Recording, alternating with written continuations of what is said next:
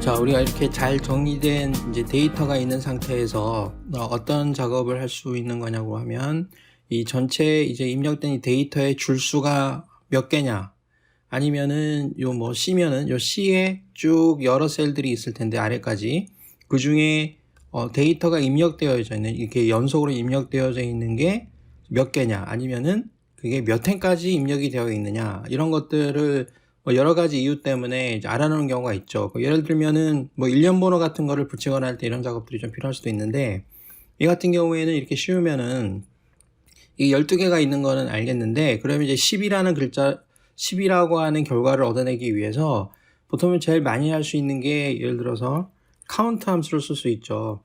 그래서 카운트, 글자 수를 세는 거, 이렇게 하면은 전체적으로 이렇게 씌워서 A부터 A13까지 채워서 이렇게 해서 여기는 12칸이다 이렇게 할 수도 있고, 그 다음에 이게 추가적으로 뭔가 자료가 계속 이게 추가적으로 자료가 입력이 되면 이게 또 자동으로 요 숫자가, 그러니까 현재는 12개지만 뭐 추가된 게 또 몇 개가 있으면은 이 얻어낸 데이터가 자동으로 바뀌게, 이렇게 하고 싶으면은 사실은 이런 데는 A열을 전부 다 씌워버리면, 그러면 이제 지금 22개가 있고, 자, 여기를 아까 임시로 집어넣었던 거를 삭제해버리면은 다시 12개로 바뀌잖아요. 그러면은 이제 이렇게 해서 카운트 A를 쓰면 되는데, 문제는 어떤 문제가 있냐 그러면, 예를 들어서 여기 4라는 걸 지우겠습니다. 지우면은 전체적으로 데이터는 12칸까지 입력이 되어 있는 거는 맞는데, 이 빈칸 하나 때문에 이게 숫자가 하나가 비게 됩니다. 그러니까 전체적으로 데이터는 12가 들어있어야 된다, 이거를 해야 되거든요. 이런 걸 하기 위해서 우리가 이제 생각해 볼 수 있는 함수는, 이번에는 카운트 A를 쓰면 안 돼요. 카운트 A를 쓰게 되면 이 빈칸은 건너뛰어 버리기 때문에 문제가 생길 수 있거든요. 그렇게 해서 여기서는 match라는 함수를 한번 써보겠습니다. 자, match로 여기 있는 특정한 값을 잡아서 최종적으로 내가 원하는 글자가 이 전체 나열되어 있는 리스트 중에 몇 번째에 있느냐, 이제 그거를 알아내는 함수인데, 여기서는 이제 이거 트릭을 이용하는 거죠. 전체 똑같은 글자를 찾아내는 게 아니라 여기 있는 글자 중에 가나다순으로 제일 뒤에 있을 것 같은 거, 예를 들면 이런 거예요. 그러니까 이거 하는 방법 여러 가지가 있는데, 만약에 히히히 이렇게 했단 말이죠. 이렇게 해놓고, 자, 여기 있는 것 중에 걸어 닫고 엔터를 칩니다. 그러면은 쭉 찾아갔는데, 자, 자를 찾으니까 없죠? 축을 찾으니까 없죠? 쭉 찾는 거예요. 그러면은 이게 만약에 가나다 순으로 제일 뒤에 있는 글자를 아무거나 집어넣으면 됩니다. 이게 만약에 영문인 경우에는 Z를 넣으면 되는 거고요. 그래서 이런 식으로 해서 쭉 찾아서 이거를 분석을 해서, 어차피 이 A열 끝까지 가도 같은 게 없잖아요. 그러면은 내가 찾은 것 중에 제일 마지막에 있는 게 몇 번째 있는지, 전체 내가 이제 씌워놓은 범위 중에 몇 번째 있는지, 만약에 이게 A2부터 A13이다 이렇게 하면은 이 전체 데이터 중에 12번째 있다가 되는 거고, A열을 전부 다 A열로 해버리면 처음부터 세서 13번째 있는 거다. 내가 원하는 대로 이렇게 할 수 있겠죠. 숫자 같은 경우에도 마찬가지예요. 숫자 같은 경우에도 매치를 하고, 자, 괄호를 열고, 자, 찾는 숫자는 엄청나게 큰 숫자 하는 거예요. 이제 여기서 할 건데, 이제 이게 글자일 때랑 숫자일 때랑 다른데, 이 숫자일 때는 이쪽에다가 지금 대략 이런 글자니까 뭐 되게 엄청나게 큰 숫자를 적어주는 거야. 대충 이렇게 적어주고, 자, 범위가 C다. 그죠? 그래서 엔터를 칩니다. 그러면 13개가 나오죠. 마찬가지로 여기도 이 C를 C2부터 C13이다. 이렇게 하면은 요 데이터 범위 내에서 12번째 있다, 이런 식으로 나오겠죠. 그러면 이런 거 같은 경우에는 중간에 데이터가 2가 빠졌다, 이런 식으로. 그렇게 해도 전체적인 개수는 그대로 잡아주게 됩니다. 그러면 이제 또 하나 문제가 있는 게, 이런 데이터들이 한글이 됐든 영어가 됐든 숫자가 됐든, 그러니까 예를 들어서 이거를 이쪽에다 복사해서 한번 붙여볼게요. 그 다음에 중간에 여기는 3, 5, 7, 6 이런 게 있고, 뭐 중간에 이렇게 빠진 부분도 있는 거예요. 그러니까 여기는 글자만 있는 경우, 숫자만 있는 경우, 이거는 복잡하게 들어있는 거죠.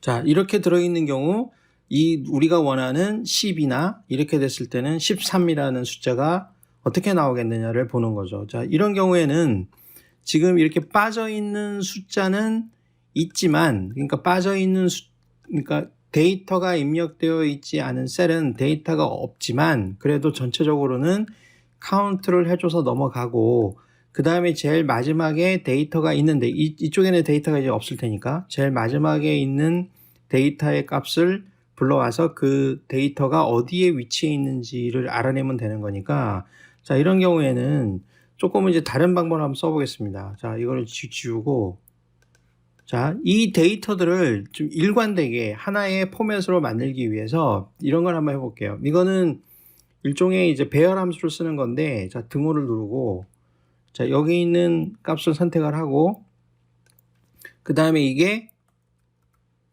빈칸인가 아닌가, 빈칸이 아니다 라고 하는 논리값을 집어넣습니다. 자, 이렇게 하면은 전부 다 값이 채워지는데, 이거는 부등호가 두 개 연결되어 있는 거는 아니다 라는 소리죠. 비어있지 않다. 그럼 비어있지 않다, 맞다, true, 참. 이거는 비어있잖아요. 그럼 false. 여기도 비어있으니까 false 이렇게 되는 거예요. 그러면은 이거를 가지고, 자, 다시 한번 어떻게 할 거냐 그러면, 자, 이거를 수식을 한번 다시 해보게 되면, 자, 이렇게 한 다음에 이거를 숫자로 변경해 주는데, 이게 만약에 true는 1이고 false는 0인데 논리값이기 때문에 숫자로 바로 입력이 되는 게 아니어서, 이거를 예를 들어서 이 결과값으로 나누는 거예요. 이거 일종의 요령인데, 이렇게 나누게 되면 이거는 1이니까 1하고 1을 나눴으니까 1이 된 거고, 이거는 0이니까 0을 분모로 쓰면은 이거는 계산이 안 되죠. 오류값이 나오는 거예요. 그러면은 이제 여기서는 우리가 뭐라는 거냐면, 이 데이터가 일관된 모양의 데이터 배열이 되는 거죠. 그래서 예를 들어 여기에서, 자, 매치를 다시 한번 해볼게요. 매치를 하고 어떤 걸 찾느냐 그러면, 여기서는 어떻게 했어요? 제일 마지막에 있을 것 같은 문자, 제일 마지막에 있을 것 같은 큰 숫자. 그럼 여기도 이거보다 1보다 큰 숫자, 뭐 심플하게 2라고 한번 해보겠습니다. 2라고 하고, 우리가 찾는 거는 어떻게 가면 돼요? 우리가 이제 논리값을 찾아야 되는 거기 때문에 여기에 있는 게, 그죠? 여기에 있는 게 빈칸인가, 그죠? 근데 이거를 아까 똑같이 하는 거예요. 1을 이 숫자로 나눠주는 겁니다. 자, 그래서 괄호를 닫고 한 번 더 닫고 엔터를 칩니다. 그러면은 12라고 나오는 거죠. 그럼 예를 들어서 이게 지금 다 씌우면은 개수가, 여기는 카운트 함수가 되기 때문에 10개가 나오지만 전체적으로는 지금 12개가 있는 게 맞죠? 2행부터 13행까지 있으니까, 예를 들어서 여기다가 어떤 글자를 하나 채워놓는 거예요. 이렇게 채워놓으면은 그래도 계속 12가 되는 거고, 이쪽에 글자를 다 지워도 계속 12가 되는 겁니다. 그래서 이 중간에 건너뛴 빈칸이 있는 전체 데이터 영역에서 이 데이터가 몇 개가 있는지, 제일 마지막에 있는 셀의 위치가 어딘지, 이거를 확인해 낼 때는, 자, 이런 방식으로 사용할 수 있게 됩니다.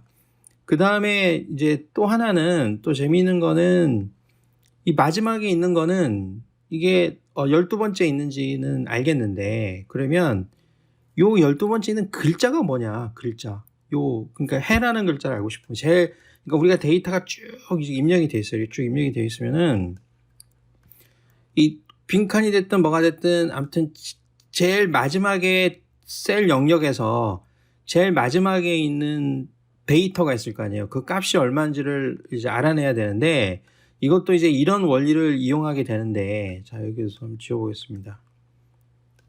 이번에는 우리가 이제 나중에 룩업이라는 걸 쓸 거예요. 근데 여기도 한번 연습을 한번 해보게 되면, 그대로 한번 해보죠. 똑같이 아까처럼. 자, 어떻게 하는 거냐 그러면, 이번에는 이 전체적으로 여기 있는 데이터들을 일률적으로 true, false로 만들어야 되기 때문에, 자, 이런 식으로 할 거예요. 마찬가지로. 자, 여기를 씌워서 다르다, 아니다, 빈칸이 아니다. 이렇게 하게 되면 배열 함수가 된다고 그랬죠? 자, 지금 이거를 대상으로 하고 있습니다. 그러면은 이렇게 나오는 것이고, 이거는 숫자로 바꿔주기 위해서 한 번 더 하는 거예요, 연속으로.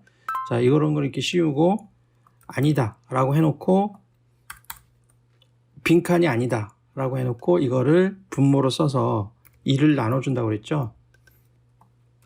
그러면 1로 나눠지면 1이 나오고, 자, 이쪽이 이제 에러가 나오는 것이고, 이렇게 나오는 겁니다. 그러면 아까는 우리가 매치 함수를 썼는데, 자, 이번에는 이걸 lookup이라는 함수를 쓰는 겁니다.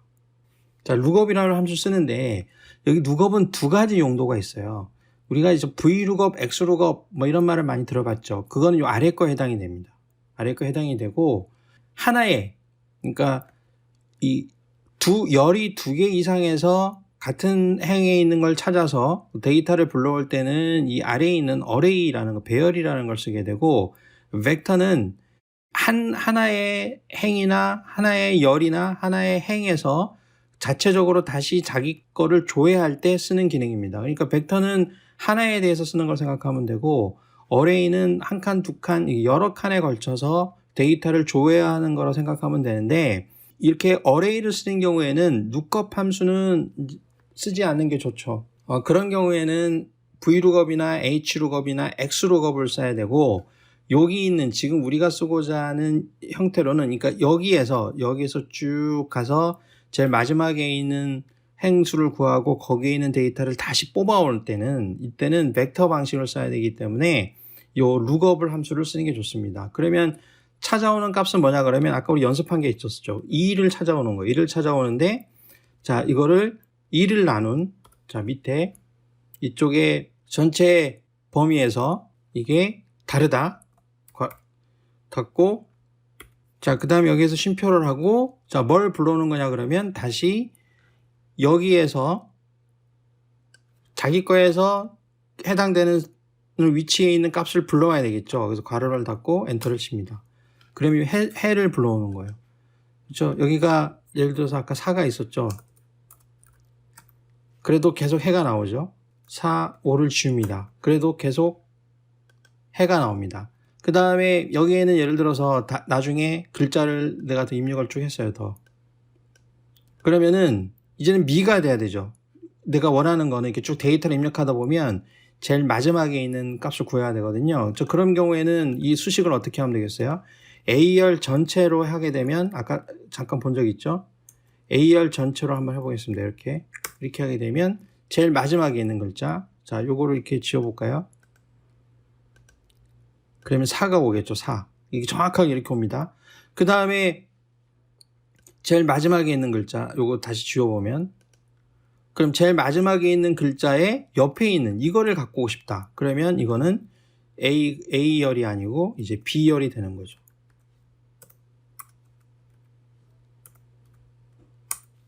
자, B열이 되면 같은 칸에 있는 거에서 오른쪽에 있는 거를 불러와야 됩니다. 그러니까 그쪽에 있는 데를 한 대에 다 가서 해당 위치를 찾은 다음에 그 위치에 해당되는 B열에 있는 데이터를 가지고 와라. 이런 식으로 할 수 있죠. 아니면은 이게 지금 여기 있는 것처럼 이게 몇 번째 행이냐 이걸 알고 싶으면은 요 범위에서 그 row라는 함수를 써가지고 A에서 A 이렇게 되면은 이게 13로에 있는 거죠. 그러니까 매치처럼 데이터가 입력된 부분에 찾아오는 게 아니고 전체에서 진짜 이 데이터가 위치한 곳에 행 번호를 가져오게 됩니다. 그러면은 이것도 한번 여기다가 추가를 해보게 되면 여기 21번으로 바뀌게 되죠. 이런 식으로 확인을 할 수 있게 됩니다. 그러면은 또 이런 게 있을 수도 있죠. 여기 예를 들어서 숫자들은 없는데 여기다가 3, 4, 5 이렇게 숫자가 있다고 쳐볼게요. 그러면은 여기 데이터들이 글자도 있고 빈칸도 있고 숫자도 있는데 제일 마지막에 있는 숫자가 입력된 제일 마지막 칸, 그걸 알고 싶으면은 이거를 어떻게 수정해 주냐 그러면 여기에 내가 찾는 칸 있잖아요. 자, 이 부분을 이제 숫자니까 이 데이터가 숫자냐, is number냐 라고 하는 논리 함수를 하나 넣어주면 되겠죠. 그렇게 되면 18번, 요 18행에 5가 들어있는 거죠. 그렇죠? 일반 글자인 경우에 제일 마지막에 있는 거는 무조건 이 방법을 쓰면 되는 것이고, 숫자인 경우에는 이 방법을 이용할 수 있는 거겠죠. 근데 이제 그런 경우가 좀 드물긴 한데, 제일 끝으로 이런 게 있을 수 있잖아요. 이게 지금 일종의 에러 함수인데, 예를 들어서 여기에다가 이거를 붙여놓습니다. 그러면은 아까 이쪽이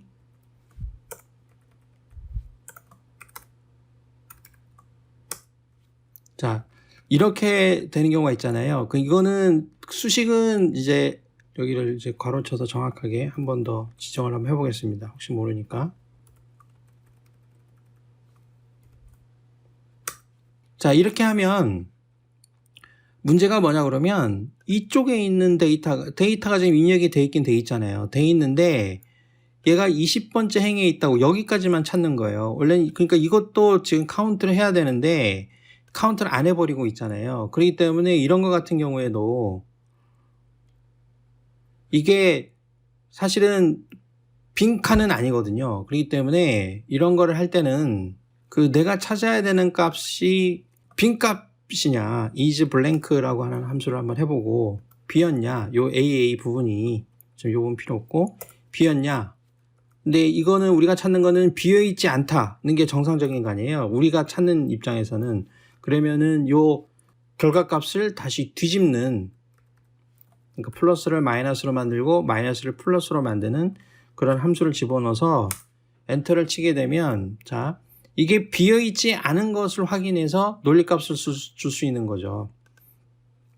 자, 그렇게 해서 이 경우에도 이쪽에 보면 21까지 나오게 됩니다. 그러니까 최종적으로는 우리가 데이터를 입력하다 보면 이런 경우가 없을 거라고 생각해서 이제 무시를 해서 놔두게 되면 여기에 뭐 이 데이터가 어떤 연산에 의해서 나왔는데 그 계산이 잘못돼서 오류 메시지가 나왔다. 그런 경우에는 카운트에서 제외를 해버리게 되면 전체 결과값에 문제가 생길 수도 있기 때문에 그런 것까지 총체적으로 감안하기 위해서는 이제 is blank라는 걸 써주면 좋고, 그 일반적인 상황에서는 아까 처음에 했던 빈칸이 아니다 정도로만 이제 확인을 하면 되겠죠. 그러니까 그냥 빈칸이 아니다라는 거하고 이 블랭크가 아니다라는 거하고는 다른 거죠. 그러니까 아무런 데이터가 입력이 되어져 있지 않으냐 하는 거하고 이 빈칸이 아닌 거하고는 블랭크가 아닌 거하고는 좀 다르다는 개념을 한번 확인해서 쓰면 됩니다.